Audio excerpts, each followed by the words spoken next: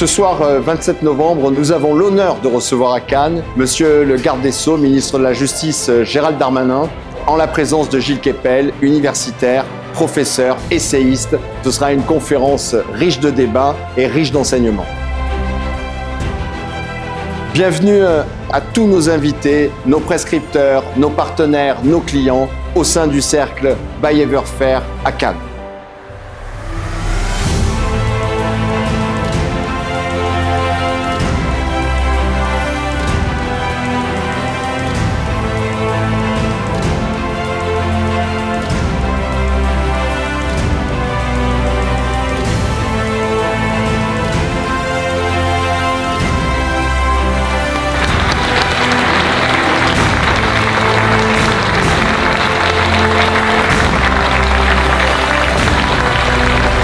Monsieur le garde, cher Gérald Darmanin, cher Gilles Kepel, Monsieur Louis Nègre, Mesdames, Messieurs, chers amis, merci à tous d'être aussi nombreux, ce qui va, je vous l'avoue, un peu à l'encontre de nos formats habituels, pensés pour être confidentiels, resserrés, presque intimes.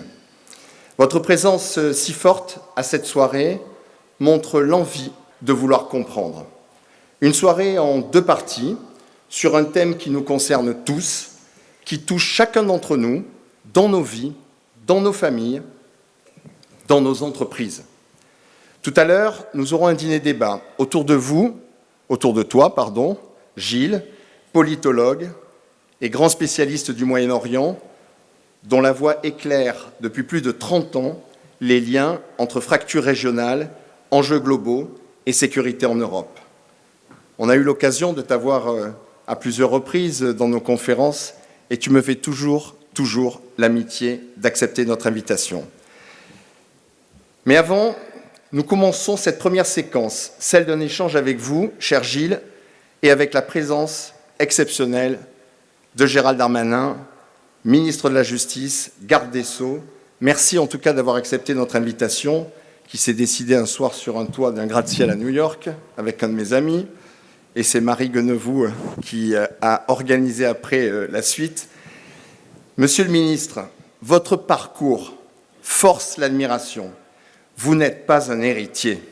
Cette histoire, elle résonne aussi en moi. Vous êtes un homme qui s'est construit. Et c'est précisément pour cela que votre histoire personnelle rencontre si fortement notre récit national. Celui d'une république où l'on avance par le mérite, par l'effort, par le courage.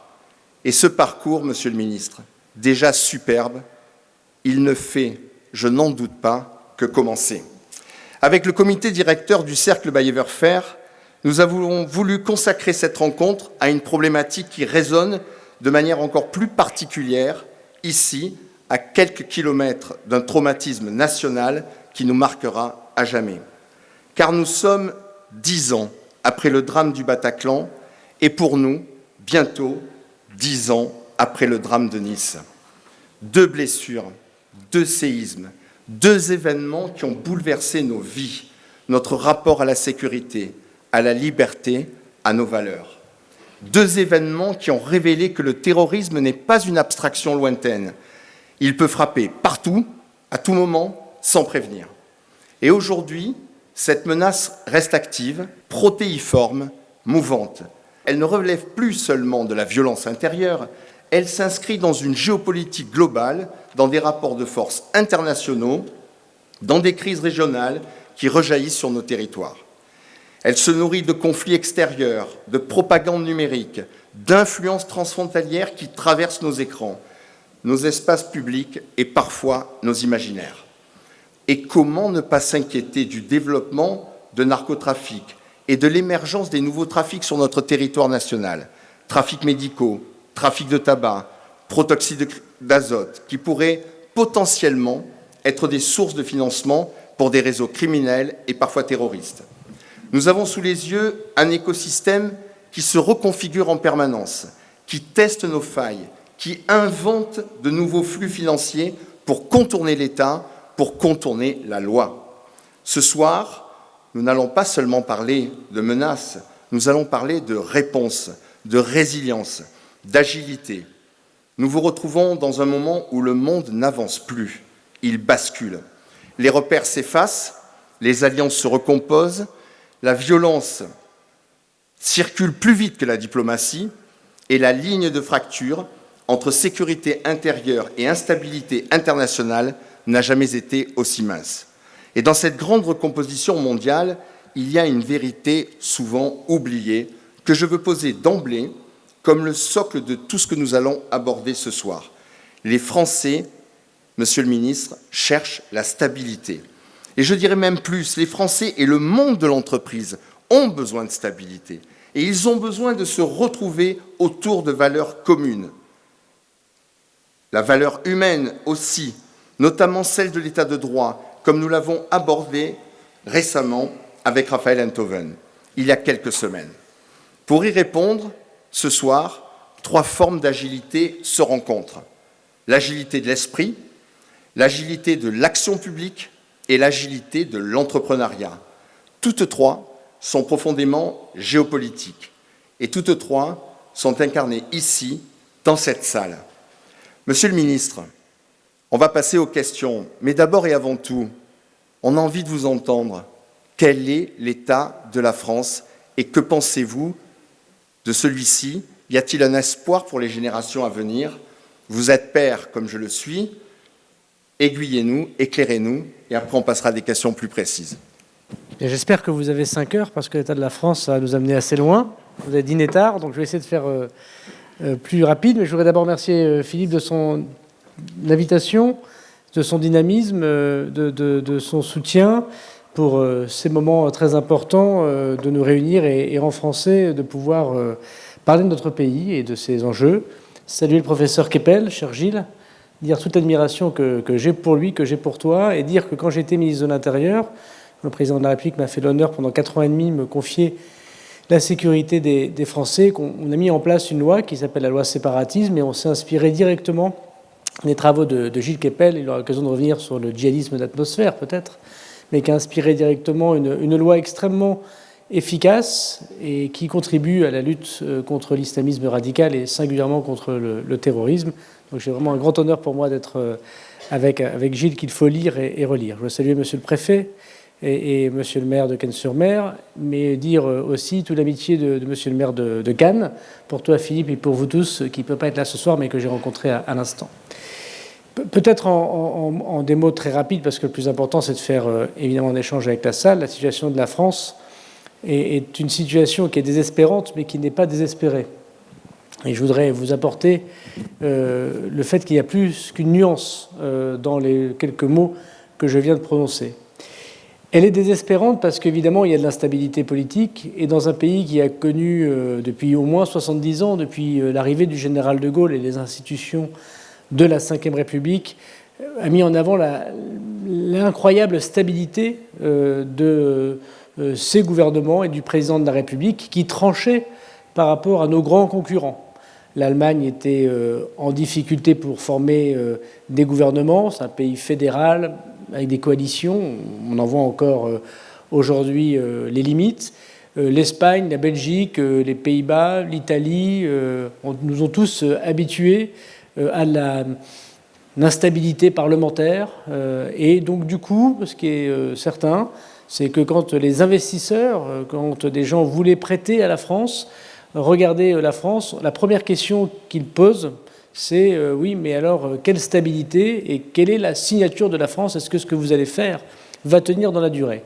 Et nous avons longtemps emprunté à pas cher. Quand j'étais ministre des Comptes publics, on empruntait même à taux négatif, c'est-à-dire qu'on gagnait de l'argent quand on empruntait. C'est pas très réjouissant après pour changer de modèle quand les taux augmentent. Alors qu'on a fait des réformes, et notamment des réformes importantes du droit du travail. On ne peut pas dire qu'on est tombé dans le libéralisme non plus absolu. Nous étions rémunérés pour notre stabilité. Et donc le premier désespoir que nous inspire la France, c'est d'abord cette instabilité politique et donc cette instabilité économique, cette insécurité juridique. À la limite, et moi je suis pour le plus bas niveau d'impôt possible, mais qu'importe le niveau d'impôt du moment qu'il soit à peu près certain sur plusieurs années pour qu'on puisse s'adapter. Là, je crois que ce qui se passe au Parlement nous désespère toutes et tous. Désespérante aussi parce que Gilles le dira sans doute mieux que moi, nous avons en face de nous des menaces très importante qui continue à toucher l'Occident en général et la France en particulier. Un pays qui n'est pas comme les autres, qui a l'arme nucléaire, qui a une vraie politique étrangère, qui a une armée qui se déploie, qui a une guerre culturelle aussi à mener, une certaine idée de la liberté, de la civilisation, de l'art de vivre. Et c'est un pays qui est toujours attaqué en premier lorsqu'on s'attaque à l'Occident. C'est vrai de l'islamisme radical, qui est la première menace qui nous concerne en matière de terrorisme, même s'il y a l'ultra-droite et même s'il y a l'ultra-gauche, et même s'il y a d'autres menaces qui nous touchent, notamment les menaces désormais masculinistes ou les accélérationnistes. On pourrait parler de tous ces mots que vous entendez. C'est vrai, tout ça est vrai, mais enfin, l'immense majorité des menaces qui nous touchent, c'est l'islamisme radical dans ses différentes formes et qui nous est inspiré de l'extérieur et de l'intérieur.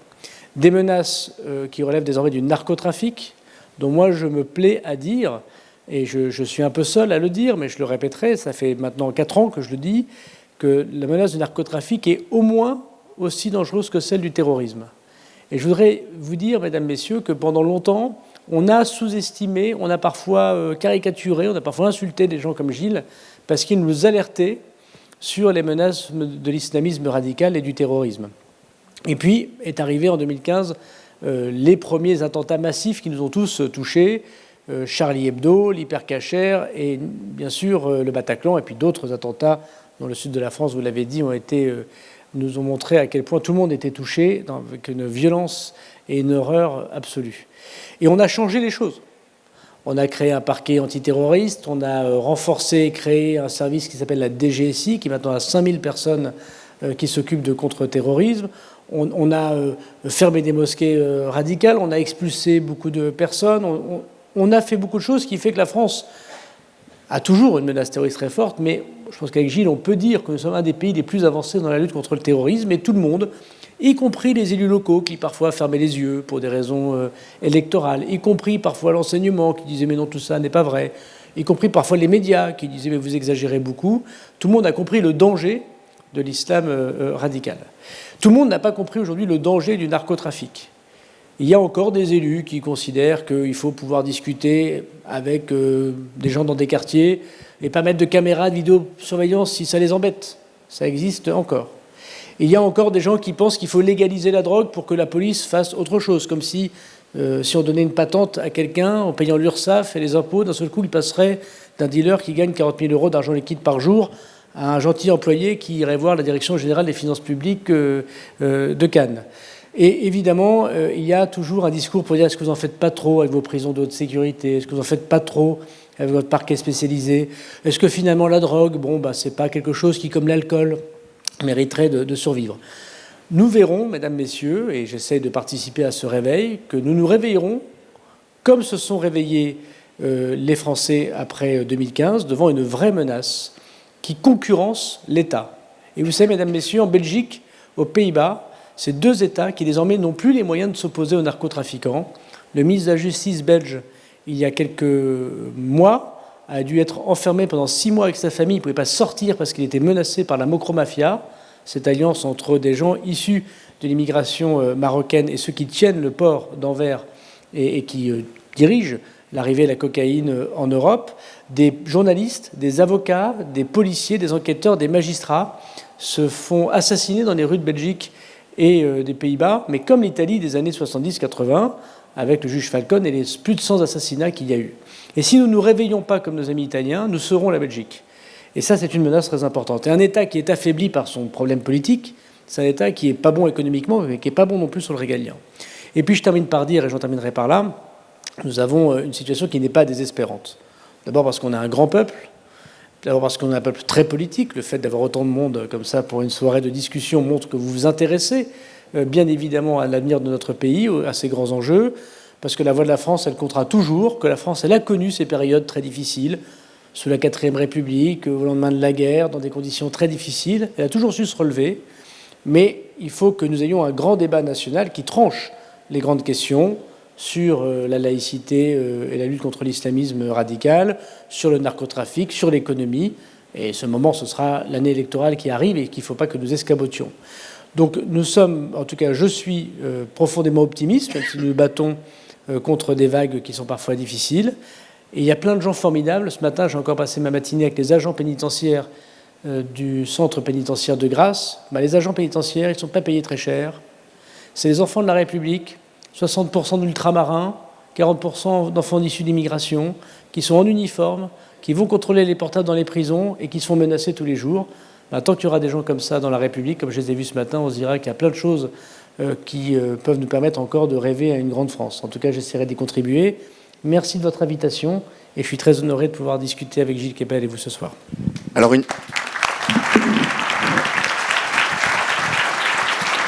Merci beaucoup, Monsieur le Ministre, Monsieur le Garde des Sceaux, cher Gérald.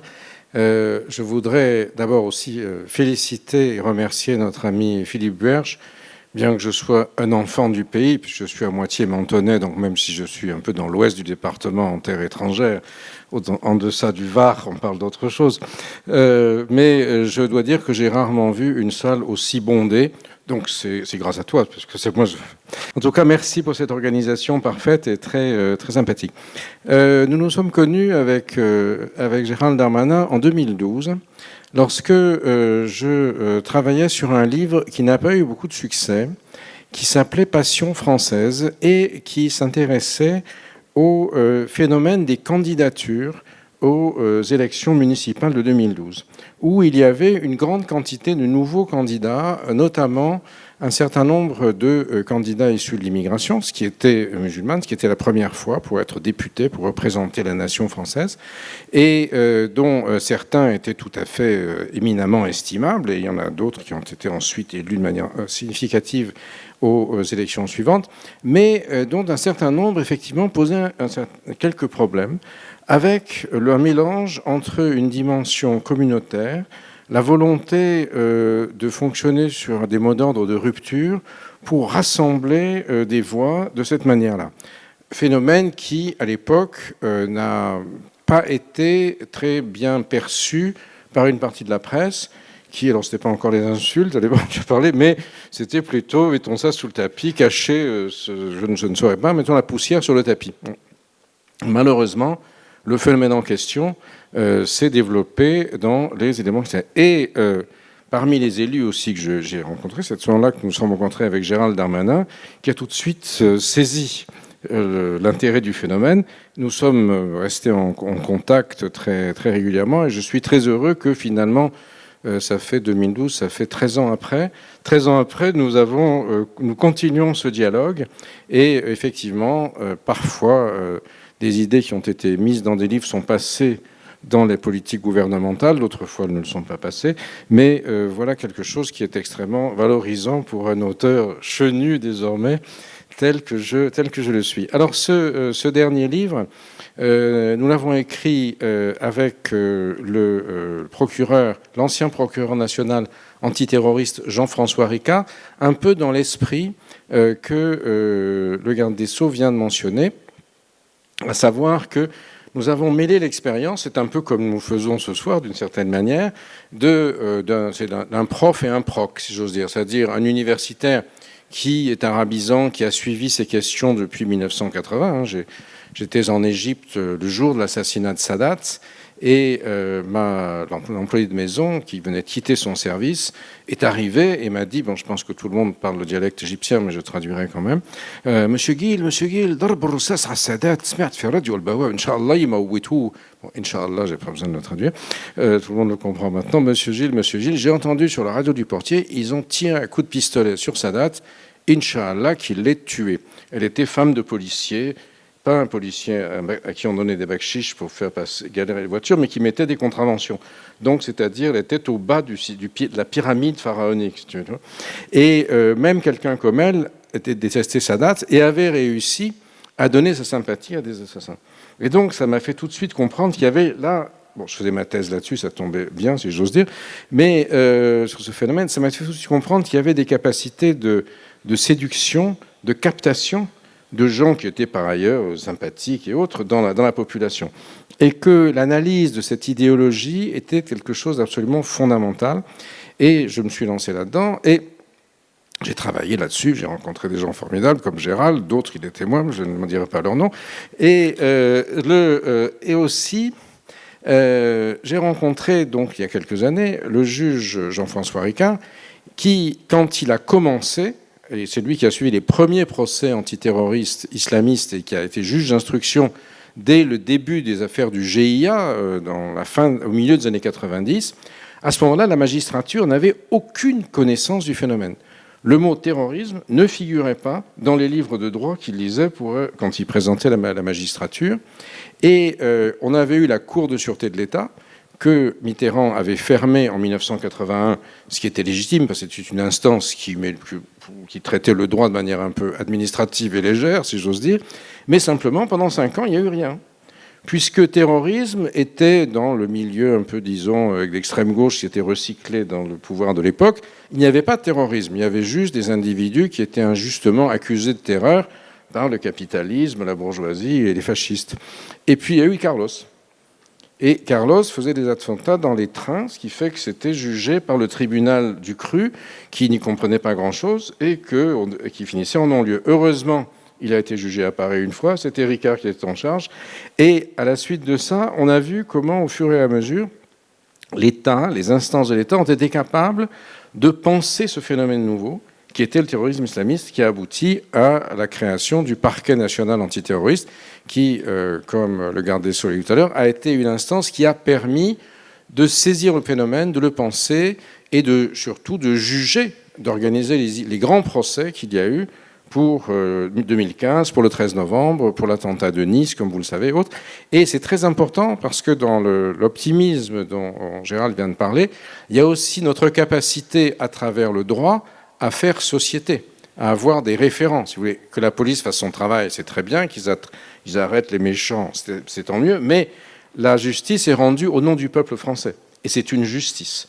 Donc c'est ça qui est extrêmement important parce que c'est ce qui crée aussi du ciment social à un moment où, comme Gérald l'a dit, nous sommes dans une société déchirée aujourd'hui par ces angoisses qui sont causées par la violence, par la presse. Je suis arrivé de Marseille ce matin, j'ai pu hier soir encore, même j'étais dans le siège d'une prestigieuse société, être confronté à ce qu'était le narcotrafic. On n'osait pas sortir s'il n'y avait pas les taxis. Et chacun de montrer un tel qui s'était fait démolir la face la veille, etc. Donc ça, c'est un enjeu extrêmement important parce que s'il y a une angoisse sociale, si les questions ne sont pas posées, si elles ne sont pas analysées, alors moi je le fais comme universitaire, on me dit toujours quelle est la solution. Moi, je n'ai pas la solution. La solution, elle est chez Gérald ou chez d'autres. Chacun votera pour qui il voudra. Mais c'est très important d'arriver à ce qu'il y ait une osmose, en tout cas un dialogue, un débat médié par le peuple français que vous représentez de manière métaphorique ou métonymique ici, entre ceux qui réfléchissent et ceux qui agissent. Et si ça ne se fait pas, alors nous sommes l'objet des démagogies. Et je n'ai pas besoin de vous faire un dessin. On voit très bien aujourd'hui comment, des deux côtés du spectre politique, on est d'un côté dans l'hystérisation des choses, dans l'autre, dans le déni, circuler, il n'y a pas de vague, voire dans la récupération et l'électoralisme. Et ça, c'est un enjeu absolument fondamental. Monsieur Nègre le sait parfaitement pour ce qui concerne les prochaines municipales. Et Gérald en a parlé pour la présidentielle de 2027. Je crois que c'est un enjeu fondamental. La contribution que peut faire un universitaire ou un ex-universitaire, j'ai quitté l'université maintenant, c'est justement de permettre une prise de conscience des enjeux dans notre société parce qu'il faut éclairer les choix que nous faisons. Si nous ne faisons pas les bons choix politiques, si nous nous laissons aller aux passions exagérément tristes ou exagérément délirantes des uns ou des autres, alors c'est notre société, c'est comme tu l'as dit au début, notre nation, notre signature, notre rôle dans le monde qui sont mis en cause. Et je crois que, en ce sens, le débat dont Philippe a pris l'initiative, et dont je remercie encore, est quelque chose de pour moi, très, très valorisant, parce que, je fais des conférences partout, mais ce soir, on a beaucoup de monde qui viennent de milieux très divers, de tout le département. Tu as fait un travail extraordinaire. BFM était là tout à l'heure pour le relayer. Et vraiment, je pense que c'est ce genre de choses qu'il est important comme citoyen, je le dis, pas seulement comme Montanet. Il est très important que ce genre de choses, ce genre de débat de débats qui s'élèvent, si vous voulez, puissent durer, parce que nous devons prendre notre destin en main face à une situation qui est, sans cela, extrêmement anxiogène. Et c'est pour ça qu'il est heureux que nous ayons de l'optimisme construit. Merci Gilles pour cet éclairage et merci Monsieur le Ministre pour ce propos introductif. Ceux qui veulent frapper nos démocraties ont compris nos lenteurs administratives, nos lenteurs judiciaires, nos lenteurs de coordination. Vous l'avez vécu au ministère de l'Intérieur et vous le vivez aujourd'hui à la justice. Nous faisons face à des acteurs qui n'ont ni contraintes, ni délais, ni exigences démocratiques. Eux sont rapides, nous devons l'être tout autant. Alors ma question, Monsieur Darmanin, ou cher Gérald, puisque j'ai eu droit à cher Philippe, donc je me permets, comment un État comme la France peut-il rester agile face à des menaces qui, elles, n'ont pas de contraintes, pas de processus, pas de délai, pas d'exigences démocratiques? En bref, la justice peut-elle vraiment aller plus vite que ceux qui cherchent à la déborder? Si on prend la question du terrorisme, qui correspond en effet à cette description, par exemple, le fait que nous soyons une grande démocratie avec un État de droit qui nous distingue des barbares n'a pas empêché la France de réagir vite, et parfois plus vite que des pays qui n'avaient pas les contraintes démocratiques. J'ai organisé pour nous tous, c'était ma mission au ministère de l'Intérieur, les Jeux Olympiques. Alors on les a déjà oubliés, les Jeux Olympiques, mais c'est le plus grand événement au monde qu'un pays peut organiser. C'est le plus grand. Il n'y a pas d'autre aussi important événement au monde.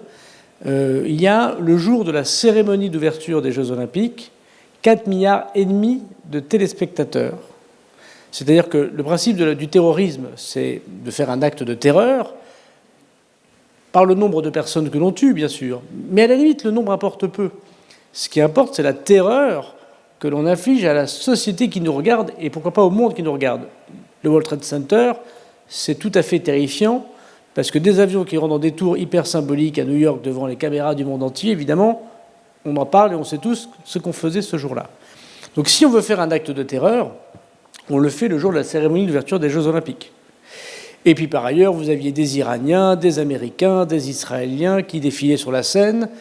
Il y avait pendant quasiment 2 mois Paris transformé en salle de sport, des événements partout, bref. Voilà un moment où un État démocratique a organisé, dans un moment extrêmement tendu, un événement qui pouvait faire venir des actes de terreur. Et où a eu lieu l'attentat ? L'attentat, il a eu lieu à Moscou, mesdames, messieurs. C'est-à-dire que 15 jours, on l'a peut-être oublié, mais 15 jours avant l'ouverture des Jeux Olympiques, à Moscou, un attentat de l'État islamique au Khorasan, c'est-à-dire les ex-pays de l'Union soviétique, entre, Gilles dirait ça mieux que moi, mais entre l'Afghanistan et l'Ouzbékistan, pour faire très très vite, avec une partie de la Tchétchénie. C'est là où sans doute la menace est la plus importante aujourd'hui. On pense, nous, dans les services de renseignement français, au parquet national antiterroriste, que la menace islamiste la plus probable, la plus importante, c'est l'État islamique au Khorasan, c'est cet État islamique qui vient de l'Est et qui déclenche par ses citoyens sur notre territoire des attentats. Samuel Paty est assassiné par et Dominique Bernard, ou l'attentat déjoué de Strasbourg en 2022 au marché de Noël. En France, ce sont des communautés tchétchènes, par exemple, qui sont ces responsables. Eh bien, l'État islamique au Khorasan a commis un attentat dans le théâtre de Moscou, avec des centaines de morts et de blessés, et on a mis des jours et des jours avant de les retrouver. C'était donc dans un pays qu'on peut qualifier d'autoritaire, avec des services de renseignement sans règles juridiques, sans état de droit, et la rapidité du pouvoir russe, l'autorité absolue du pouvoir russe, n'a pas empêché un attentat, et notre démocratie a déjoué 3 attentats la veille des Jeux Olympiques. Donc je voudrais vous faire la démonstration qu'un État démocratique qui respecte l'État de droit peut être très agile et très rapide.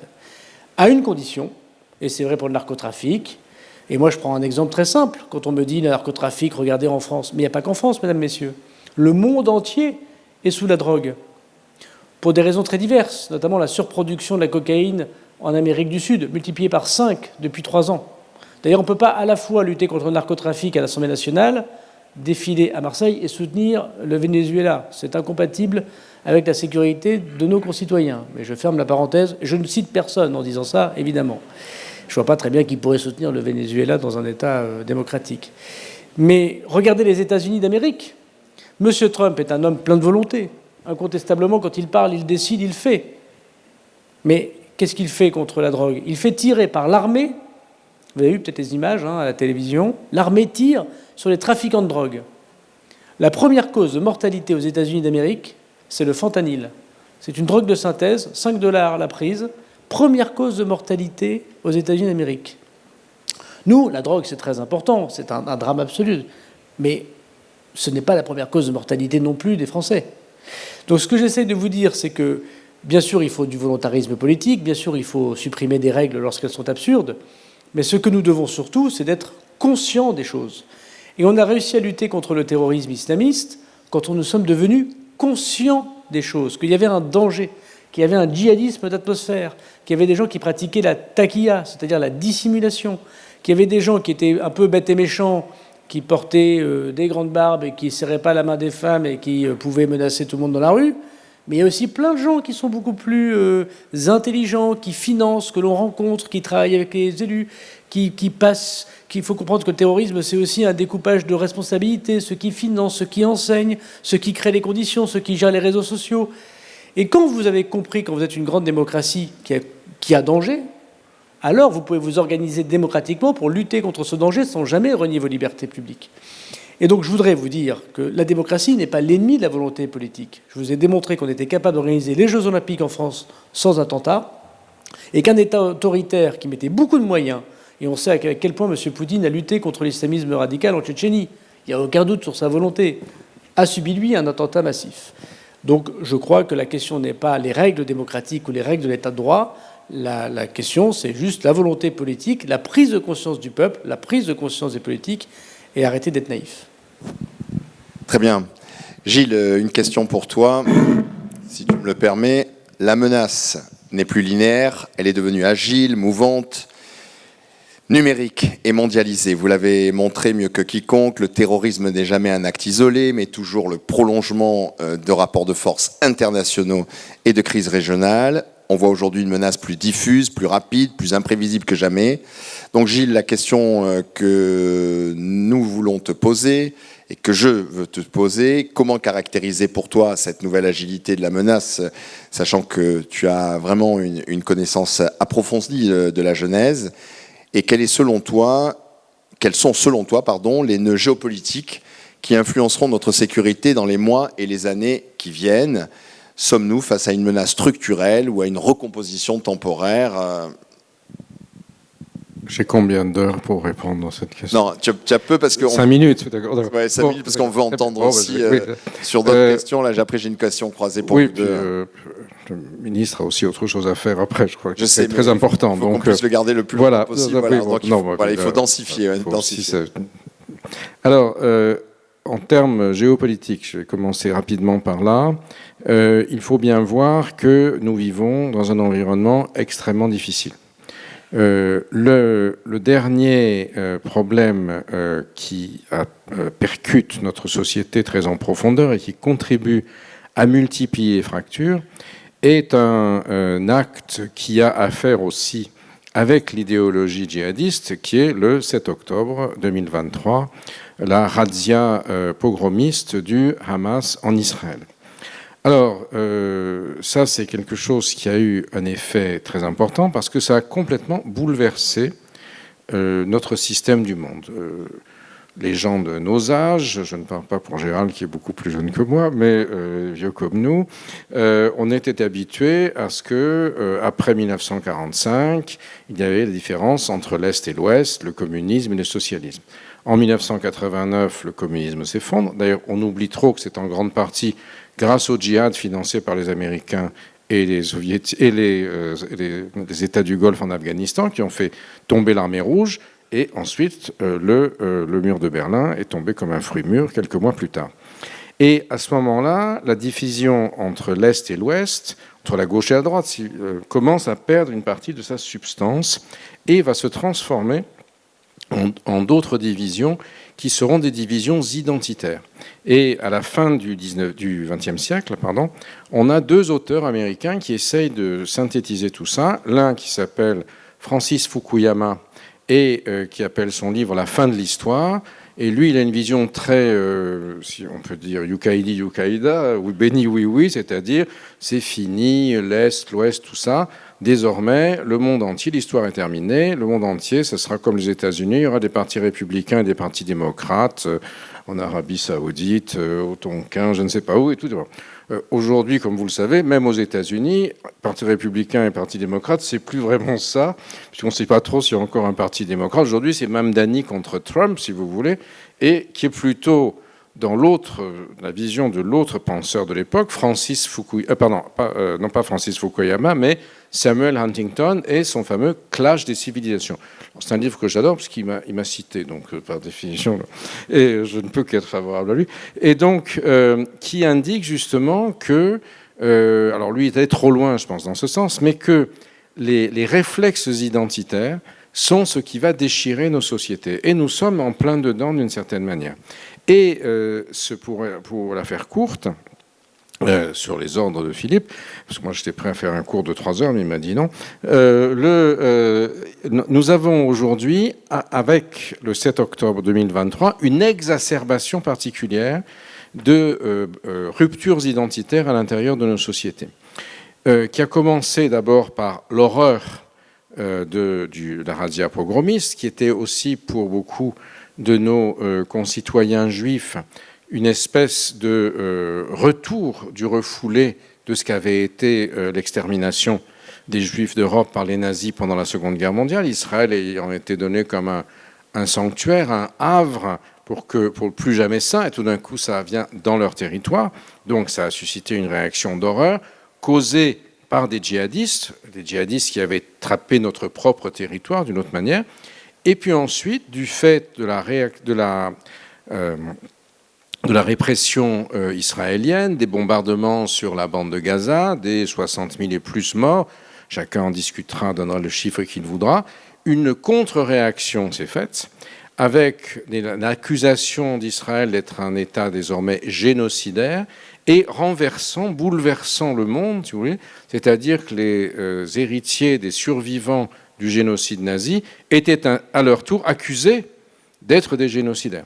Ce qui va accroître le clivage dans la société. Vous avez les uns et les autres compris qui utilisait ces arguments dans notre spectre politique. Et ça a exacerbé les contradictions et surtout, ça a bouleversé complètement nos valeurs. Dans le vocabulaire islamiste radical, qui prend les textes sacrés au pied de la lettre, le terme terroriste n'est pas négatif. Vous avez le verset 60 de la sourate 8 du Coran qui explique que pour attaquer les infidèles et pour les terroriser, il faut utiliser ce qu'on peut d'armes et de chevaux, etc., pour terroriser l'ennemi d'Allah et l'autre. Et ce terme qui existe, on appelle arhaba, le terme arabe, dans le vocabulaire coranique, a été utilisé par les terroristes pour dire, vous voyez, il y a un terrorisme qui est sacré, qui est légitime. Et donc, nous n'avons rien à faire de vos législations antiterroristes.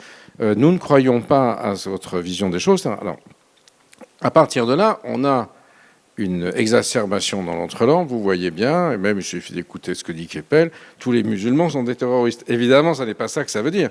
Mais ça veut dire qu'il y a une captation possible de ce type de choses par des individus qui veulent s'en servir. Et ce défi géopolitique aujourd'hui, il est en train de créer un clivage très profond dans notre société, par-delà l'affrontement entre Israéliens et Palestiniens, entre Juifs et Arabes et autres, comme on le voit aujourd'hui dans les catastrophes intellectuelles qui se produisent dans nos universités, envahies par le wokisme. Votre serviteur a été mis dehors de l'université française 1 an avant terme pour non-wokisme, et on a fermé à l'école normale supérieure la chaire Moyen-Orient que je dirigeais parce qu'il ne se passe rien au Moyen-Orient et parce que je suis incompétent, donc ça fait déjà 2 causes importantes, et on l'a remplacé par un programme Sud global. Si j'ose dire, la messe était dite, et le misérable avait signé son forfait. Donc on est dans un environnement qui est particulièrement grave, anxiogène, avec des incertitudes sur l'identité européenne, et avec un environnement global où Trump vient de proposer un deal à Poutine mélangé avec des affaires immobilières. Donc les repères sont en train de se perdre dans tous les sens. C'est pour ça qu'il est très important, je crois, que pour un pays comme le nôtre, il y ait une fermeté sur des principes, sur des enjeux. Alors très rapidement sur la menace aujourd'hui par rapport à autrefois, la situation présente me fait penser à celle du tournant du siècle. Vers 2000, nous avions eu des attaques très importantes, les dernières à Roubaix, donc près de chez toi, justement, puisque Gérald était maire de Tourcoing, pas encore, en 90, c'était pas encore, donc tu allais l'être. Cours élémentaire. Cours élémentaire. Donc tu vois, j'avais raison de dire que là, je suis quasiment son grand-père. Et donc, enfin 96, à l'époque, un de tes prédécesseurs au gouvernement, par ailleurs un homme très aimable qui n'est plus avec nous aujourd'hui, avait déclaré circuler, il n'y a rien à voir, ça n'est pas du terrorisme, l'islamisme, c'est du banditisme, d'où le gang de Roubaix. Et Jean-François Ricard, mon co-auteur, a suivi cette affaire et est allé en Bosnie, en Irak, au but de Chaumont, aux États-Unis, etc. Et en fait, il y avait tout un énorme réseau qui était en train de se structurer à bas bruit. On l'a vu attaquer les États-Unis le 11 septembre, on l'a vu ensuite en Angleterre, on l'a vu en Espagne, et on s'est dit finalement, on avait des services de renseignement tellement bien que ça ne nous attraperait jamais. Et puis est arrivée l'affaire Mera, et derrière, ce qui s'est passé en 2015, 2016 et récemment, qui en ont été les conséquences. Et ce qu'il faut qu'on arrive à trouver aujourd'hui, c'est ce qui est en train de se passer, parce qu'il se passe des choses à bas bruit. Et l'un des éléments, en 2 mots, le plus important, c'est le rajeunissement considérable de ces populations, sa féminisation, et surtout le passage, on n'est plus dans un système où il y a des donneurs d'ordre et des exécutants, mais le monde des réseaux sociaux favorise tout ça très fort. L'intelligence artificielle est un défi pour ça. On peut fabriquer du TATP, se faire même des champs djihadistes pour l'intelligence artificielle. Aujourd'hui, c'est très facile. Et tout ça, c'est quelque chose... Alors, d'un côté, les services de renseignement, il y a eu une grosse communication du renseignement à l'occasion de la commémoration du 13 novembre, sur le thème « On a identifié tel et tel qui bricolaient des bombes dans leur coin, des ados », ce qui veut dire que, de ce point de vue-là, les États disposent de moyens, d'ordinateurs, etc., possibles de traquer, mais néanmoins, on a un phénomène qui touche très profondément la société, dans la jeunesse, dans l'élargissement. Et là, ce n'est pas tellement la justice ni la police qui sont défaillantes, c'est l'éducation. C'est la transmission des valeurs. Et Gérald a mentionné tout à l'heure que les 2 derniers attentats les plus spectaculaires en France, c'était 2 assassinats de professeurs. L'un devant son collège, décapité, Samuel Paty, l'autre à l'intérieur de son lycée, poignardé, Dominique Bernard, fait par des gens qui étaient effectivement originaires de Tchétchénie et d'Ingouchi. C'est-à-dire, on vise ceux qui transmettent les valeurs. Et à cette transmission de valeurs par des générations se substituent des informations, si j'ose dire, latérales qui arrivent par TikTok, par Snapchat, par je ne sais quoi, et qui sont un véritable problème parce que ça rompt la transmission des valeurs qui nous permettent de faire société. Là, me semble être le défi principal qu'il faut traiter le plus vite possible parce que ça demande une remobilisation. Une remobilisation qui n'est pas seulement de l'ordre des services de l'État qui fonctionnent, il faut le reconnaître. Je ne dis pas ça parce que j'ai peur que le préfet fasse mettre en prison à la fin de la conférence. Mais même le ministre, il ne peut rien. S'il décide de mettre en prison, c'est fini. Hein. Chez Keppel, passer par là, c'est fini. Odieux de Martinez et la prison de Grasse. Bon, et on pourra m'emmener tout à l'heure. Et donc, c'est un enjeu aussi c'est aussi le vieux prof qui parle, qui est important dans notre système éducatif, où on voit quand même une pénétration très importante du déni de ce type de problème. Et ça, pour moi, c'est un enjeu, je puis dire, de réarmement moral et intellectuel. Ça ne me gêne pas de me faire cracher dessus. J'ai été condamné à mort par Daesh. Tous ceux qui voulaient me condamner sont dans les choux. Bon, il ne faut pas que je dise ça trop à la télé, parce que tu vas voir la prochaine, c'est pour Ouais. toi. Mais il ne faut pas avoir peur. Je pense que l'État m'a soutenu à ce moment-là, m'a permis de tenir le coup. Je pense que c'est un enjeu très important, un enjeu de réarmement intellectuel et un enjeu également de projet de société, de procès politique. Non, mais l'école est certainement en tout cas, un des lieux où on peut enrichir nos enfants. Et, évidemment, la présence de Monsieur le ministre de la Justice étant exceptionnelle, j'ai aussi l'intention d'ouvrir le débat avec la salle. Si des questions peuvent circuler, ce serait bien, parce que finalement vous avez peut-être des questions sur la clé USB, là, qui a circulé dans cette prison. Comment, voilà, il y a quelques peut-être sujets d'actualité qui vous intéressent. On a trois micros circulants. Je serais ravi de vous entendre. Et puis on va essayer de nourrir le débat avec Gérald Darmanin, puisqu'on sait qu'il ne pourra pas rester à notre dîner, et qu'on aura ensuite la possibilité, sans trop épuiser Gilles Kepel, mais qui est en super forme, des questions qu'on fera au dîner, puisque le ministre ne pourra pas rester. Est-ce que dans la salle, il y a des questions Allez-y. Donc, je ne sais pas, les micros peuvent circuler là rapidement. Allez-y, question. Alors, qui a levé la main? Là, j'ai vu quelqu'un là-bas. Bonsoir, merci d'être là, Monsieur le ministre, Monsieur Darmanin. Je suis née à Tourcoing et on était voisins, pas rompus. Donc, j'admire votre parcours, bien entendu. J'ai pas fait trop de bruit quand on était voisins. On faisait peut-être nous-mêmes du bruit. Donc, vous avez été à l'école avec Brahim, mon frère, Koussa, la famille Koussa, vous avez dû entendre parler. Donc, moi, j'aimerais vous poser une question, vu que vous allez faire des fouilles dans des prisons dans toute la France. Est-ce qu'on ne va pas mettre en danger nos agents pénitentiaires? Il n'y aura plus donc de téléphone, plus de stupéfiants, il n'y aura plus rien. Et est-ce que les détenus, bon, il y aura toujours quelque chose, bien sûr, est-ce qu'on ne va pas un peu embêter ces détenus? C'est vrai qu'on ne doit pas avoir peur d'eux, hein, mais c'est le fait que nos agents pénitentiaires peuvent être en danger à cause de tout ça. Et j'aurais voulu aussi vous demander, Monsieur le ministre, Gérard, bien entendu, les téléphones qu'on a dans les prisons, les téléphones fixes, coûtent très très cher aux familles. Est-ce qu'on ne pourrait pas faire un effort pour diminuer le coût des téléphones fixes dans les prisons? Alors, c'est un métier de sécurité, agent pénitentiaire. Moi, quand je suis devenu maire, j'avais un commissaire de police qui me disait vous savez, ce qui serait bien, c'est de construire un parking caché pour les policiers au commissariat parce qu'ils ont peur de garer leur voiture. J'ai dit, putain, ça commence mal. Si les policiers ils commencent à avoir peur de garer leur voiture, ça va vraiment dire, monsieur le commissaire, que la ville n'est pas sécurisée. Donc, malheureusement ou heureusement, je ne sais pas, c'est la vocation des gens qui font le service public que de pouvoir appliquer le bon sens voulu par les Français. Moi, au ministère de la Justice, j'essaye de faire un truc très simple. Je ne suis pas juriste, je ne suis pas fonctionnaire, j'ai fait des études moyennes, j'ai juste le bon sens de mon papa et de ma maman. Quand on dit que les gens sont à l'isolement en prison, je me dis, ils ne peuvent pas téléphoner puisqu'ils sont à l'isolement.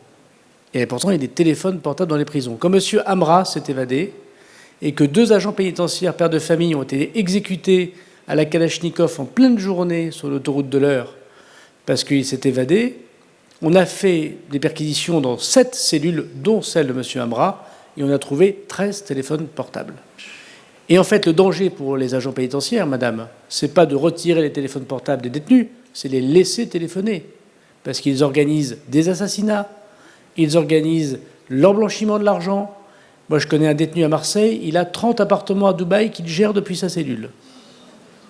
Et il organise ses points de deal, et il organise parfois des commandes, des commandes à mort, parce que maintenant, sur Snapchat, vous mettez 10 000 ou 15 000 euros, parfois moins, et quelqu'un d'autre exécute un contrat. C'est comme ça que ça se passe.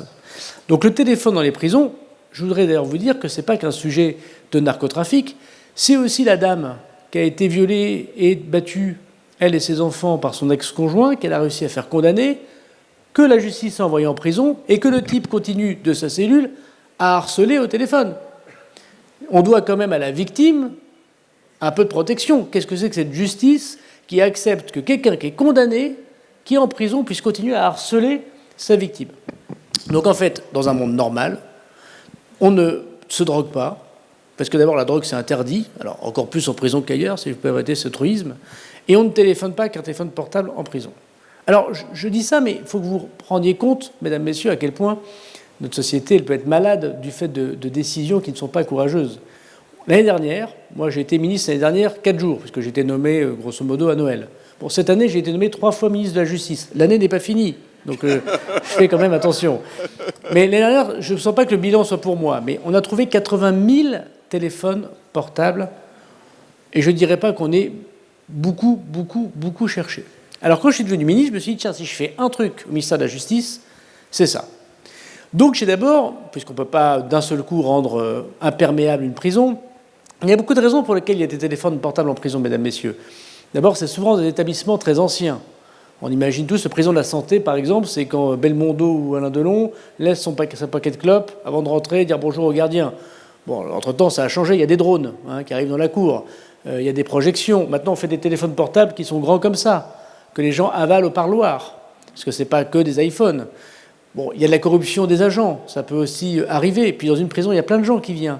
Il y a les avocats, il y a les médecins, il y a des gens qui viennent donner des cours de sport, il y a les infirmiers, il y a des gens qui font les extractions, qui sortent les détenus. C'est une ville, une prison. C'est très difficile de rendre ça étanche. Il faut faire des travaux très importants, il faut changer le dispositif. Donc je me suis d'abord dit, quand il y a le feu, on va commencer par mettre de l'eau là où il y a le départ du feu, c'est comme ça qu'on fonctionne chez les pompiers. On va prendre d'abord les gens les plus dangereux, on va les mettre dans des prisons de haute sécurité.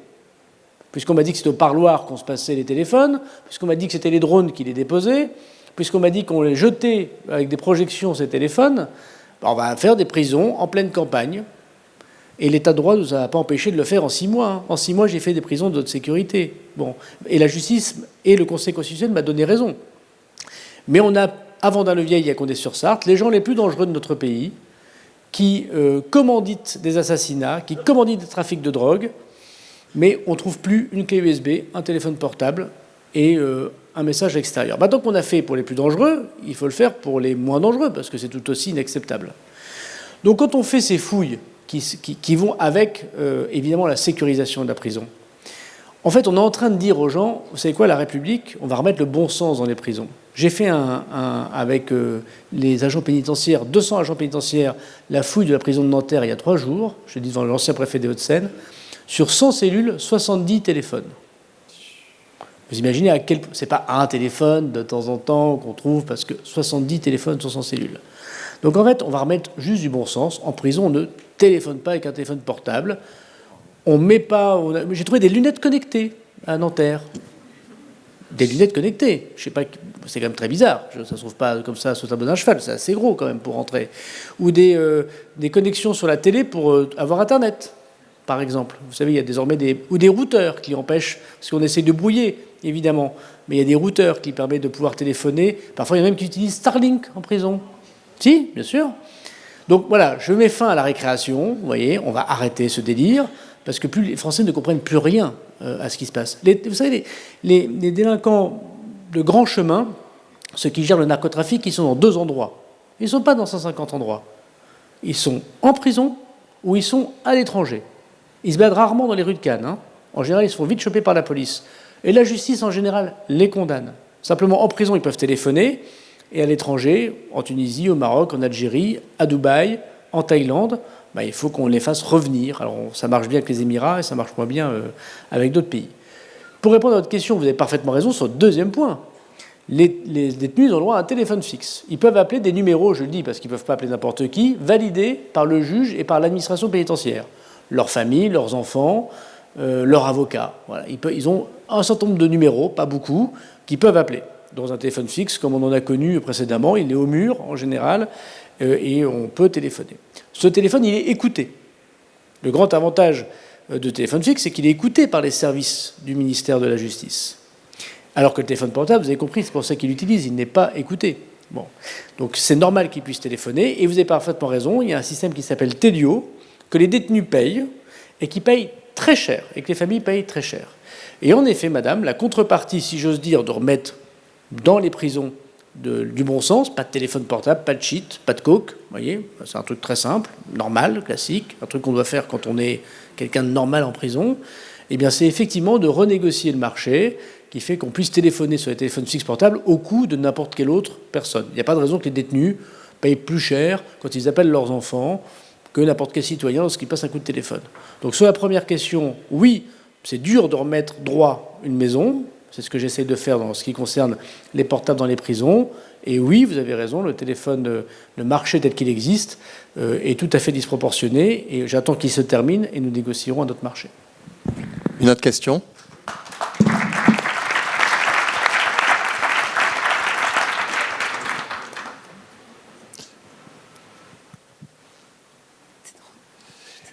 Petite question, Monsieur le Ministre. Peut-être que vous n'êtes pas sans ignorer qu'on a décidé de développer notre marque Everfair, parce que c'est un cercle adossé à notre société, aux Émirats, et notamment à Abu Dhabi et à Dubaï. Comment le ministre de l'Intérieur que vous avez été, aujourd'hui de la Justice, alors je sais que vous vous êtes déplacé récemment aux Émirats, j'imagine, pour évoquer aussi ces sujets-là, on sent qu'il y a une progression, une volonté de coopération des pays du Golfe. Comment peut-on expliquer qu'on passe aussi rapidement le filtre par Istanbul ou directement par Dubaï, au décollage de Nice ou de Paris? On a le sentiment en plus que l'univers, en tout cas des Émirats, moi qui y vais une fois par mois, est totalement sécurisé, extrêmement ferme. Et comment peut-on expliquer aujourd'hui que des trafiquants ici puissent librement, avec les caméras, quand on rentre dans un aéroport, on voit bien qu'on est scanné, etc. Comment explique-t-on ça alors que généralement vous les suivez, vous les avez identifiés? Comment peuvent-ils passer ce filtre via Istanbul ou en direct depuis Paris ou depuis Nice et qu'on les retrouve là-bas et que je crois que je vous ai entendu la dernière fois, il en reste encore une bonne trentaine peut-être, c'est ce que j'ai cru comprendre. Quels moyens allez-vous mettre en place, sachant que je pense que Dubaï semble vouloir, en tout cas j'ai quand même un acteur très important que je connais vraiment bien avec mon épouse qui me dit que des progrès sont faits tous les jours pour lutter contre ce fléau de délocalisation sur les Émirats. Alors c'est pas très compliqué, hein. Quand M. Amra s'évade, M. Amra c'est pas le grand trafiquant, hein. C'est ça qui est inquiétant, hein. Vous compreniez qu'il n'avait pas été vu par les services de la police et de la justice comme étant un grand trafiquant. Il y a plus grand, plus fort que lui. Quand M. Amra s'évade, il fait plusieurs mois de cavale. Comme on dit dans les films, ça coûte très cher une cavale. Hein, comme dans les chansons de Johnny Hallyday, là, au bout d'un moment, on n'a plus d'argent, il faut changer de planque. Il y avait 300 policiers de la PJ qui le traquaient. D'accord ? Il faut changer de téléphone tout le temps, de planque tout le temps, il faut payer des informations. Très compliqué. Au bout de ces plusieurs mois, il arrive à partir en Roumanie. Vous vous rappelez de cette... oui. Pour se faire changer, paraît-il, la tête par une chirurgie esthétique. Et il se fait arrêter par les policiers roumains. Et quand il se fait arrêter par les policiers roumains, M. Amra, il leur propose, après des mois de cavale, il a dû payer très cher son évasion, où on a fait assassiner des gens. Je mets du conditionnel, il n'a pas été jugé, mais enfin, on voit bien de quoi il s'agit. Il a proposé aux policiers roumains qui l'arrêtaient 2 millions d'euros d'argent liquide pour le laisser partir.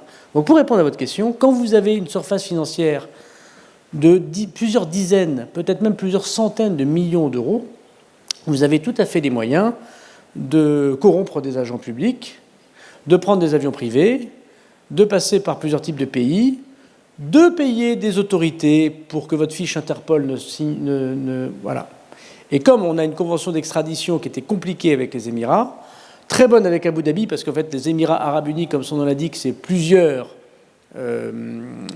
entités. Il y a une entité à Dubaï, il y a une entité à Abu Dhabi. Il n'y a pas de narcotrafiquants à Abu Dhabi, il y en a à Dubaï. Le problème, c'est qu'on discute avec les autorités d'Abu Dhabi pour qu'ils répètent à Dubaï, c'est un petit peu compliqué.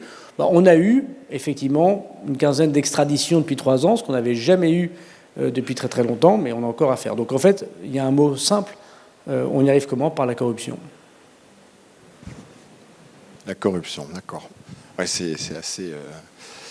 C'est très dur comme message à entendre, mais bon, la corruption, évidemment, existe partout. Est-ce qu'il y a une autre question dans la salle ? On va essayer de... Allez-y. Oui, bonsoir Monsieur le Ministre. Vous avez parlé, suite à la question de Madame, des personnes incarcérées. Moi, je voudrais vous parler des personnes qui ne le sont pas encore et qui devraient l'être. Tous ceux qui pourrissent la vie des Français dans les cités et les narcotrafiquants, les terroristes et les autres. On est là 10e puissance mondiale économique encore. Le Salvador est la 110e.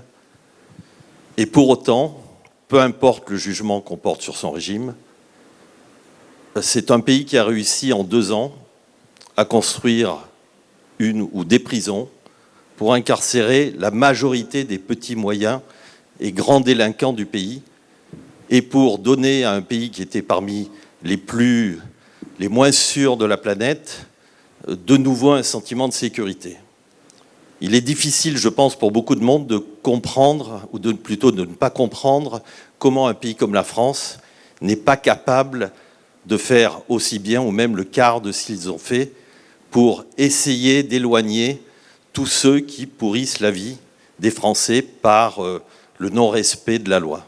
Alors, monsieur, l'exemple du Salvador est particulier. On pourrait d'ailleurs se poser des questions de savoir si c'est totalement aussi idyllique qu'on le dit. Mais vous avez raison, il y a eu un volontarisme politique extrêmement fort du président Bukele. Excusez-moi, le but, c'est pas d'être idyllique, c'est pas de leur donner le Club Med. C'est que l'incarcération ne soit pas simplement un moment de privation de liberté durant lequel on peut avoir la télévision, le téléphone portable et tout ce que vous avez dit. Je pense que la sanction, elle doit aller au-delà de la privation de la liberté. Mais bon, ça c'est mon avis. Mais c'est-à-dire, monsieur, vous voulez qu'on les torture, qu'on les... Non, pas du tout. Pas du tout, attendez. C'est pas torturer quelqu'un de le priver de télévision.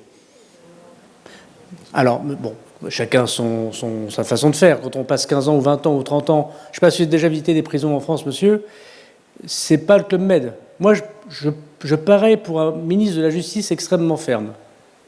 J'ai eu des dizaines de plaintes contre moi d'avocats pénalistes, menacés également moi-même et ma famille, parce que je fais des prisons de haute sécurité que personne ne voulait, n'avait fait avant moi. Et d'un seul coup, tout le monde me dit pourquoi tout le monde n'est pas dans ces prisons de haute sécurité. En 3 mois, je suis passé de fasciste à quelqu'un d'angélique. Bon, c'est le débat public, c'est ainsi fait. Mais il y a quand même une petite différence, monsieur, quand même, pour visiter beaucoup de prisons. Quand vous passez 10 ans, 15 ans, 20 ans dans une cellule de 9 mètres carrés, au bout d'un moment, puisqu'il n'y a plus de peine de mort dans notre pays et qu'un jour, une partie de ces personnes sortiront, la question qu'il faut savoir, c'est comment ils sortiront. Est-ce qu'ils sortiront pire que quand ils sont rentrés? C'est comme quelque chose qui devrait tous nous intéresser dans une démocratie, sauf à accepter la prison à vie pour tout le monde, parce qu'une partie, et la grande différence avec le Salvador, vous savez bien, c'est qu'une grande partie ne sortiront jamais. On n'a pas le même code pénal, donc si c'est la question qu'on doit se poser, c'est pas tout à fait le même débat. Moi, je vis avec un pays qui dit qu'au bout d'un moment, sauf de très rares exceptions, les gens vont sortir de leur prison. Bon, et donc il faut essayer quand même de les rendre un peu moins mauvais.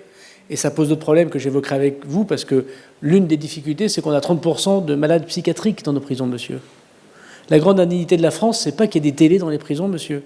L'indignité de la France, c'est qu'on enferme les fous. Parce qu'on ne sait pas les mettre ailleurs, les fous. On les met dans les prisons. Il n'y a plus d'hôpitaux psychiatriques, ou beaucoup moins. On dit qu'il manque des médecins, mais il manque énormément de médecins psychiatriques. Et quand il y en a, on a une théorie de il faut qu'ils prennent leurs médicaments en milieu ouvert, parce que c'est quand même mieux que les troubles. Dans les prisons, on peut en visiter quand vous voulez. Il y en a 200 en France, partout où vous voulez. Vous avez 30 à 40% de gens qui sont psychiatriquement atteints et qui commettent des actes. Quand j'étais ministre de l'Intérieur, c'était 40% des agressions sexuelles en Île-de-France qui étaient le fait de gens psychiatriquement atteints. Voilà, donc la santé mentale est un sujet. Donc on peut enfermer les fous pendant des années sans qu'il y ait une télé. Ça s'appelle quelque chose de difficile. Mais alors pour le coup, on ne trouvera pas beaucoup d'agents pénitentiaires pour les garder, vous voyez. Parce que vous avez un discours que j'entends, mais concrètement, après, quand vous devez parler aux agents qui touchent 2 000 € par mois, qui prennent leur petite voiture pour aller travailler, il vaut mieux de temps en temps, dans 9 mètres carrés, qu'il y ait une télé, que les gens deviennent totalement fous et que les agents pénitentiaires ne puissent même pas les gérer. Parce que je ne vois pas très bien quelle est l'alternative que l'on pose. Le sujet, ce n'est pas la télé, monsieur. Le sujet, c'est ce qu'on disait. Et je vous avais tout à fait raison. Le téléphone portable, la drogue. Si déjà on arrivait à ça, ce serait déjà très très bien. Alors vous avez dit quelque chose tout à l'heure sur monsieur le président salvadorien, qui était dire il a construit des prisons. Oui, c'est le drame. On ne construit pas de prisons. Pour plusieurs raisons. C'est que tout le monde en demande des prisons. À ça, dans le sud de la France, des parlementaires très à droite qui m'en demandent à la télé, il y en a plein partout. Oui, quel est le seul élu qui m'a proposé une prison? Pardon, c'était Mme Tabarot et M. Viau à Grasse, et encore sur un terrain d'administration pénitentiaire. J'étais 4 ans et demi ministre de l'Intérieur. On m'a toujours dit, il faut expulser les étrangers. Très bien, on va faire donc des centres de rétention administratifs. Bah oui, c'est là où on met les étrangers en attendant l'expulsion, monsieur le préfet. Je n'ai pas eu un terrain dans les Alpes-Maritimes. Et il n'y a pas un maire RN, monsieur, pas un seul maire RN qui accepte une construction de prison ou un centre de rétention administratif. D'ailleurs, qui ici accepte qu'à côté de chez soi, de sa maison, il y ait un centre de rétention administratif pour étrangers dangereux ou prison? Évidemment, on se dit tous, not in my garden, pas dans mon jardin. Donc il faut construire des prisons. Pour ça, il faut des terrains. Pour qu'il y ait des terrains, il faut qu'il y ait des élus. Et des élus un peu courageux, qui comprennent qu'en effet, vaut mieux que les gens soient dans la prison que dans la ville. Mais ça, c'est dur, parce que c'est plus facile de le dire à la télé que de l'assumer en vrai. On a des territoires ultramarins. Oui, bien sûr, on va mettre tous les étrangers au territoire ultramarin. Mais écoutez, monsieur, faites une semaine au ministère de la Justice, vous verrez qu'il y a une petite différence. Vous aurez constaté d'ailleurs que j'en fais une de prison de sécurité en Guyane. Ben oui, très bonne idée, mais enfin c'est une. Vous avez 86 000 détenus et il y a sans doute encore 15 à 20 000 personnes qui devraient y être. Vous avez parfaitement raison. Donc il faut construire des prisons. Quand on arrive à trouver des terrains et qu'on a des élus qui connectent le discours national et la réalité locale, c'est comme ça la politique, parce que sinon, pardon Gilles, on fait des livres, on discute, vous voyez ce que je veux dire? Et on peut tous faire des livres, voilà, c'est formidable, mais une fois qu'il n'y a qu'à Faucon, maintenant il faut y aller. Hein, bon, concrètement, on fait comment? Bon, très bien. Donc une fois qu'on a dit on va faire des prisons, on a volonté. Vous avez raison, il y a des gardes des Sceaux qui n'aimaient pas la prison. Madame Taubira, elle a arrêté toutes les constructions de places de prison de M. Sarkozy. Ça, c'est vrai. Vous avez raison, ils sont responsables d'une partie de la difficulté. Une fois qu'on a des terrains, il faut les construire vite, ces prisons. On mettait 7 ans à les construire en France. Et en moyenne, c'était 4 à 500 millions d'euros, une prison. Pourquoi? Parce qu'on s'est toujours dit, en France, ça c'est formidable, il faut faire la même prison pour tout le monde. Des miradors, des grands murs d'enceinte, des barbelés, et on met 600 personnes dedans. Alors évidemment, déjà une prison, c'est pas rigolo, mais si je vous dis que je vous mets une prison de 600 personnes, ou 800 personnes, ou 1000 personnes, avec des géants carcéraux, vous allez me dire, jamais j'accepterai sur ma commune. Parce qu'on a fait, je ne sais pas si vous l'avez vu, on a inventé les prisons modulaires. Je construis 3 fois moins cher, 4 fois plus vite une prison. Je vais à Grasse ce matin, dans 1 an et demi, on inaugure la prison. Mais pour construire ces places de prison, il faut ensuite, en effet, pour que les gens aillent dedans, qu'on ait un changement de code pénal. Et là aussi, monsieur, vous avez en partie raison. Je vais donner un chiffre très simple, parce que c'est un débat qui est très compliqué quand on n'a pas plus de 15 secondes sur CNews ou sur BFM pour répondre à cette question. Je peux vous dire la même réponse pour 2 questions différentes. Je m'explique. Tout est vrai. Je peux vous dire, les juges sont beaucoup plus fermes qu'avant.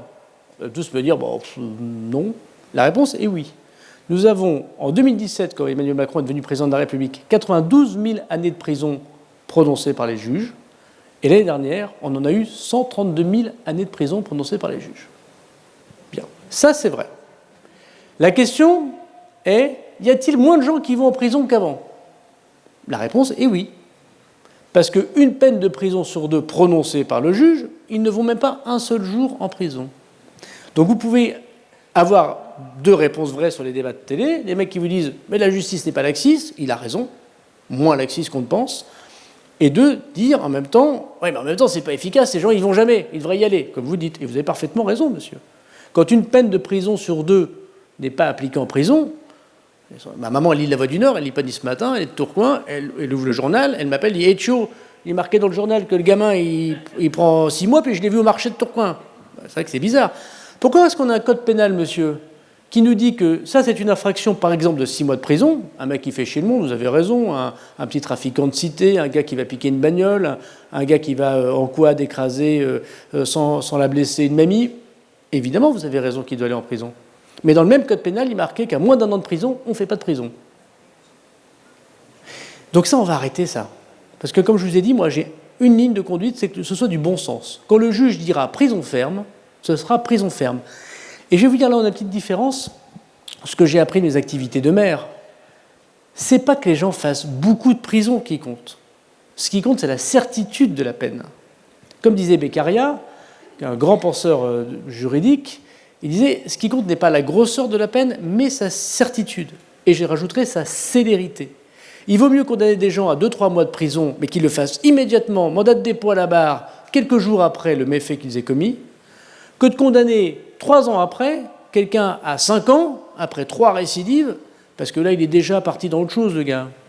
Quand vous élevez des enfants, vous savez bien que si vous mettez une limite et qu'ils les franchissent, c'est tout de suite. Il vaut mieux dire, tu n'auras pas de goûter avec tes copains demain midi. Ça, c'est une petite punition, mais vous êtes certain de la faire. Que de dire, pendant 3 semaines, tu n'auras pas de télévision. Ah bon? Et le gamin, et ça fait 8 fois qu'il a fait des conneries, et vous ne lui avez jamais rien dit. Évidemment, il dit, toc toc, papa, là, ça va pas bien. Donc ce qu'il nous faut, c'est une justice plus rapide, elle est très lente. Aujourd'hui, vous êtes violé, vous attendez 6 ans la condamnation de votre agresseur. Les narcotrafiquants, moi j'ai des dossiers à Marseille et à Paris, 15 ans d'attente. Qu'est-ce que ça veut dire, 15 ans d'attente pour un dossier de narcotrafic? Donc elle doit être plus rapide. Ça ne sert à rien de condamner les gens 30 ans après 15 ans. Vous voyez, c'est un truc de zinzin. Vous devez avoir une justice plus rapide. Quand le juge dit prison, ça doit correspondre à vraiment prison.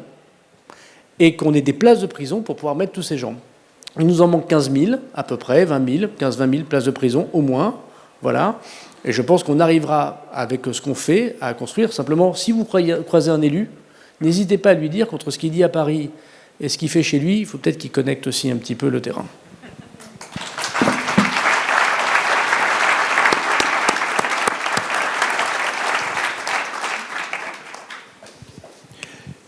Question. Bonjour, Monsieur le Ministre. Quand vous écoutez par mon accent, je suis anglais et je suis ancien magistrat de Royaume-Uni. Alors, j'ai 2 questions pour vous que je ne comprends pas, même que je vis presque 40 ans en France. Quand une personne vole d'un employeur, il est donné souci et pas directement en prison. En Royaume-Uni, on va le mettre directement en prison sans souci. 2, la situation à Marseille, où les gens ont peur de vivre dans une cité avec les gens qui sont innocents tués dans la rue. Je n'arrive pas à comprendre le manque de gestion par la force policière adéquate à Marseille. Alors, vous avez parfaitement raison sur le premier point. Aujourd'hui, on peut cumuler les sursis. Ça existait sous les gouvernements, pardon de le dire comme ça, de droite. On avait révoqué le sursis, c'est-à-dire on avait le droit à un sursis, je la fais très très vite, mais un avertissement, ça dépendait de ce que vous avez fait. Mais le principe du sursis, c'est le carton jaune. Bon. Et puis si vous recommenciez quelque chose, le juge révoquait le sursis, et donc vous appreniez vos 6 mois avec sursis, plus vos 6 mois, on va dire, de votre nouvelle condamnation. Après le carton jaune, eh ben on passe directement au carton rouge. Et puis, sous les années du président Hollande, on a mis fin à la révocation du sursis. Et donc il y a des gens, en effet, c'est à la main du juge, qui peuvent avoir plusieurs sursis. C'est totalement absurde. Moi, la suppression totale du sursis ne se justifie pas totalement parce qu'on peut tous considérer qu'une erreur est possible. Et normalement, dans un monde normal, un citoyen, ça peut nous arriver toutes et tous pour plein de raisons très différentes. Vous savez, dans les 86 000 détenus qu'il y a en France, il y en a 16 000 pour délits routiers. Des délits routiers, des gens qui prennent la voiture, défaut d'assurance, plus le fait qu'ils soient bourrés, ils roulent vite sur l'autoroute, et ils font un accident, vous pouvez aller en prison ce soir. Donc c'est pas si mal que ça, que de temps en temps, je ne prends pas ce cas très précis, parce que ça peut être tout à fait dramatique, il puisse exister un sursis. Mais il est tout à fait certain, monsieur, que notre système est devenu un petit peu fou, et que ça ne correspond plus à grand-chose. Donc dans la loi que je propose en janvier, c'est un sursis sinon rien, comme on disait de l'apéritif des années 80. Et donc ce sera la case prison après le sursis. La deuxième question sur Marseille. Bon, Marseille, c'est une ville magnifique et très particulière. On a laissé à Marseille, pendant très longtemps, l'idée que c'est une ville tellement multiculturelle et sympathique et ouverte sur le monde, où il y avait peu de problèmes, paraît-il, d'islamisation radicale. Bon, moi j'ai une autre vision de Marseille, mais c'est un autre sujet. Je suis le premier à avoir fait fermer des mosquées à Marseille, ça n'existait jamais avant.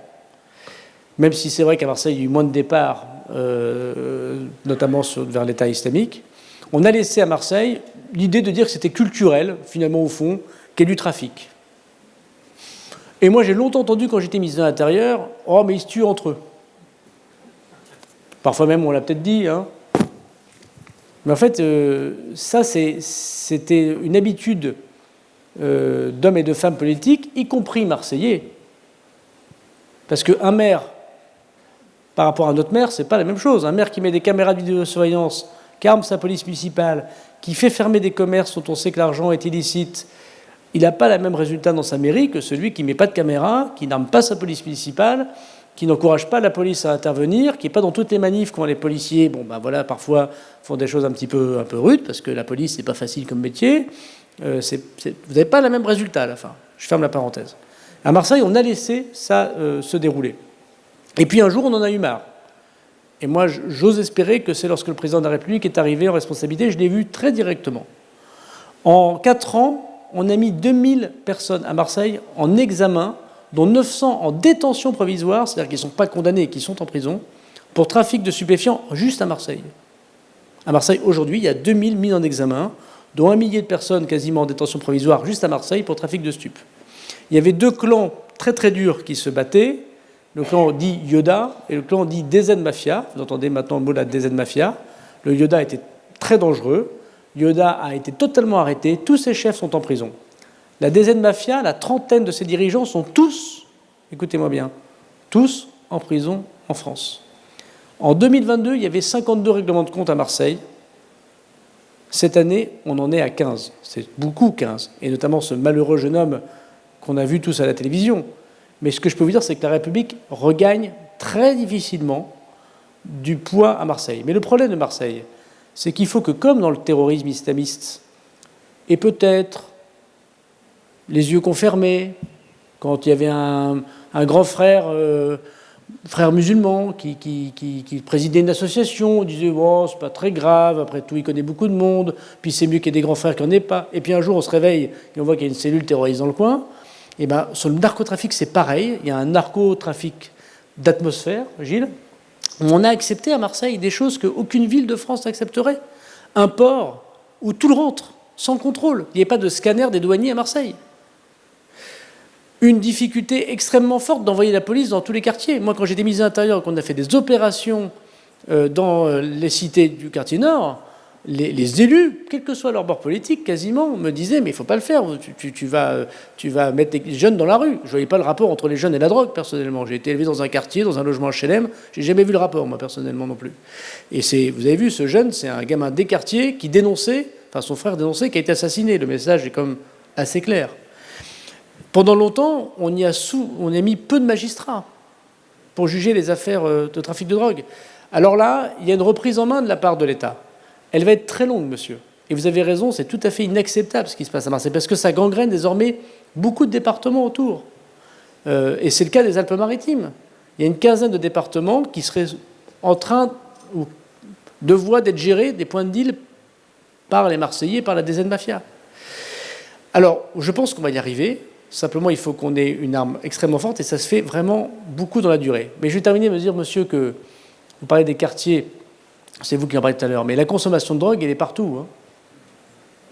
Et vous savez, quand on a fait des contrôles antidrogue à Paris, le nombre de PV qu'on mettait pour des consommateurs de drogue, les arrondissements les plus importants, c'était le 16e et 8e arrondissement. Hein. Donc il y a aussi beaucoup de bourgeois qui regardent la télé, qui disent « Oh là là, cher ami, c'est comme terrible ce qui se passe à Marseille », qui disent « Mais que fait le ministre, pourquoi il ne construit pas de prison ?» et qui prennent l'oreille de coke, qui prennent du shit, qui prennent des drogues de synthèse, et bah, évidemment, eux, ils ne vont pas dans les cités souvent chercher la drogue, hein, ils se font livrer par voiture T-Max, et qui parfois sont dans des lieux de décision, des lieux économiques, des lieux juridiques, des lieux médiatiques, et c'est eux qui font vivre ce trafic aussi. Donc si on veut qu'à Marseille il y ait moins de trafiquants de drogue, bah, il faut juste arrêter la drogue. Il faut que les consommateurs arrêtent de consommer de la drogue. Et il y a 10% de Français qui consomment de la drogue. On se fait emmerder, on met des moyens considérables. Il y a des gamins de 13 ans qui meurent parce qu'il y a 10% de gens qui consomment de la drogue dans notre pays. Ben, je pense qu'on serait capable aussi de se dire oui, la police, la justice doit faire plus, le politique doit faire plus, mais je pense que chacun connaît ici, sans doute, quelqu'un qui a ou qui pourrait avoir un lien avec la drogue. Je pense que ce serait bien de lui tenir ce discours aussi.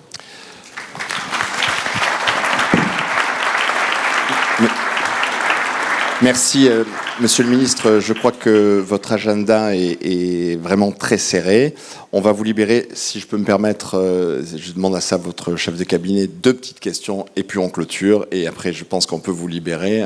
Et merci, en tout cas, libérer, c'est... Libérer la ministre de la Justice, je me sens... Oui, exactement. Libérer de vos obligations, pardon. 2 sujets.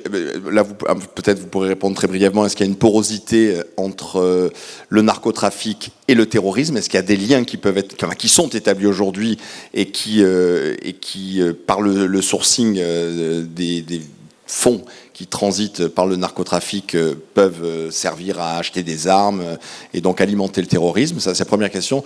Et la deuxième, c'est juste un sujet plus global, mais on a bien entendu confiance en notre état de droit, respectueux des trois pouvoirs exécutifs, législatifs et judiciaires. Est-ce que l'institution judiciaire est en bonne forme, ou est-ce que la porosité entre la problématique des magistrats du siège et du parquet et le ministère, allons jusque-là, est-ce que dans la lutte contre le terrorisme, cette institution est bien agile, est bien très organisée, avec parfois des manques de moyens pour répondre à cette demande? Et je pense notamment à certains sujets qui nous laissent douter parfois que... je ne veux pas parler de République des juges, mais que l'indépendance de la magistrature peut poser des problèmes, notamment dans la lutte contre le narcotrafic et le terrorisme. Et puis ce sera le mot de la conclusion. Et merci en tout cas de tout l'honneur que vous nous avez fait. On est très sensible au cercle, et les personnes qui sont là sont très sensibles à votre venue. On aime votre sens du régalien et de l'humain, et ça, je trouve que c'est magnifique. Merci. Merci beaucoup. Alors, sur votre deuxième point, est-ce que la justice est en bonne forme? La réponse est non, pas terrible. Pourquoi? Parce que nous sommes d'abord une justice qui manque considérablement de moyens. L'Allemagne a 5 à 6 fois plus de magistrats du siège et du parquet que nous. Donc, dans la justice qui est lente, dans la justice qui rate des affaires, dans la justice, il y a peut-être des textes à changer, sans doute une culture à changer. Mais il y a aussi une justice qui a été paupérisée pendant plus de 30 ans. Est-ce que c'était fait exprès ou pas par les politiques? C'est une autre question, mais nous avons un manque criant de magistrats que nous rattrapons peu à peu. Alors, ceci étant dit, il y a quand même des priorités qui ont été sanctuarisées. Gilles a raison de dire que dans le terrorisme, on y a mis des moyens considérables. C'est l'endroit où il y a le plus de magistrats par nombre d'affaires, et je pense qu'ils sont extrêmement efficaces, avec un lien très fort, et ça montre une politique de sécurité très efficace, entre un parquet spécialisé, le parquet antiterroriste, et la DGSI, un service du ministère de l'Intérieur, et ils se parlent tous les jours, et ils font un truc qu'on devrait faire ailleurs, et que j'essaye de mettre en place au ministère de la Justice pour le narcotrafic. Ils font d'abord du renseignement, c'est-à-dire qu'ils écoutent, ils font des filatures, les préfets s'en occupent, et dès qu'on a les renseignements, on dit au procureur de la République, on judiciarise. C'est-à-dire on passe du côté justice. Parce que quand vous êtes du côté du renseignement, vous travaillez, c'est le ministre de la Justice qui parle, peut-être que ça paraîtra un peu bizarre, mais en vase clos. Vous utilisez des techniques de renseignement, des informations de l'étranger, vous blanchissez de l'information, c'est-à-dire vous faites des notes blanches. Vous travaillez sans contrainte. Et quand vous judiciarisez, on rentre dans un moment plus compliqué, parce que les gens ont accès à leur dossier, parce qu'on demande, mais alors, cette écoute, comment vous l'avez réalisée, pourquoi? Donc c'est quand le dossier est béton que vous judiciarisez. Et il faut que nous fassions la même chose sur le narcotrafic. 90% de renseignement, 10% de judiciaire, ça c'est le terrorisme. C'est plutôt 5% de renseignement, 95% de judiciaire, ça c'est le narcotrafic. Pour venir à votre première question, qui était d'ailleurs la porosité. Ah oui, la porosité entre terrorisme et... Il y a beaucoup de gens qui vous diront qu'il y a très peu, voire pas du tout de lien. Factuellement, dans les derniers attentats que nous avons eus, c'est vrai. Il n'y a pas besoin d'avoir des liens avec le narcotrafic pour prendre un couteau et aller égorger, ici, une boulangerie à Romans-sur-Isère, là, un professeur à Arras. Mais moi, de ce que j'ai vu pendant 4 ans et demi au ministère de l'Intérieur et depuis 1 an au ministère de la Justice, c'est d'abord que, de plus en plus, les gens qui sont dans des sphères de violence travaillent dans la même idéologie de la violence, et qu'on a désormais des gens qui sont des petits trafiquants, puis des gens violents, habitués à la violence du narcotrafic, du règlement de compte, et qui, pour des raisons parfois de passage en prison d'ailleurs, essaient de trouver un sens à leur place sur Terre et utilisent la violence au profit de l'islam radical. Ça, c'est le premier point. C'est une sorte de cheminement culturel. C'est pas vrai partout, mais ça peut arriver. Deuxièmement, nous avons des signes très inquiétants, soit de la part de terrorisme d'État, parce qu'il y a des États qui pratiquent le terrorisme. Ils ne sont pas très nombreux, et je pense que vous avez à peu près compris qui c'était. des grands États chiites, par exemple, voilà, qui utilisent ce qu'on appelle des proxys pour passer à l'acte. C'est-à-dire que vous êtes un État terroriste, et demain, on peut le penser, une organisation terroriste qui se considère comme un État, une forme d'État, rêvé, par exemple, de payer des gens, parce qu'ils sont plus capables de faire des personnes qui sont ce qu'on appelle exogènes, des gens qui viennent sur un territoire pour passer à l'acte. Ils n'ont plus forcément les moyens de ça, du fait de nos services de renseignement, du fait de ce qu'a fait l'armée française ou l'armée américaine. Et ils sont capables de payer maintenant des personnes, souvent des groupes de narcotrafiquants, des gens qui sont dans la criminalité organisée, pour passer à l'acte.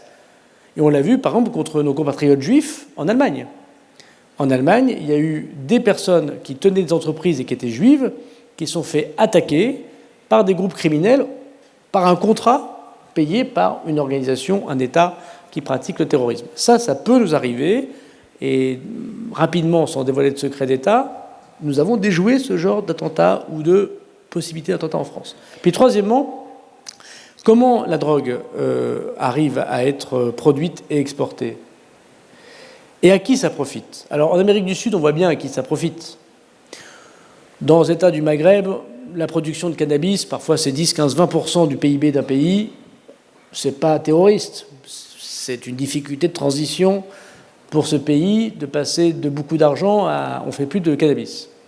Et puis il y a d'autres États, je pense à l'Afghanistan, mais Gilles pourrait aussi le dire, à partir du moment où on laisse des personnes fabriquer du pavot et que 90% de l'héroïne du monde est fabriquée avec une source de produits qui viennent d'Afghanistan, eh bien, il peut y avoir, c'est possible, de l'argent de la vente de la drogue qui ensuite sert une idéologie.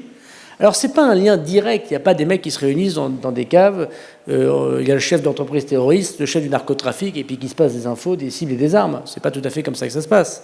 Mais il y a des petits liens qui sont de plus en plus importants, qui peuvent nous toucher. Il faut bien, c'est ce qu'a dit Gilles, est très important.